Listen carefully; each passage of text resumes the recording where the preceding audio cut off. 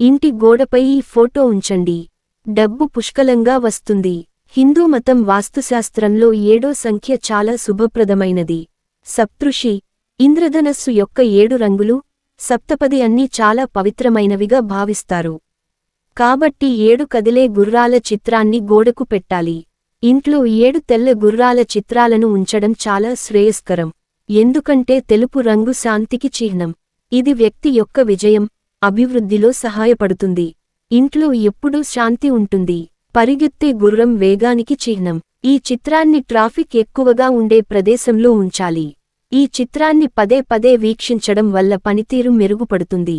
Living room, study room లేదా work ప్లేస్లో ఉంచవచ్చు. ఇంటికి తూర్పు వైపున 7 గుర్రాల బొమ్మను ఉంచడం వల్ల కెరీర్ వృద్ధికి దారి తీస్తుంది. స్తబ్దత కార్యకలాపాలు వేగవంతం మీరు పురోగతికి సహాయపడతాయి.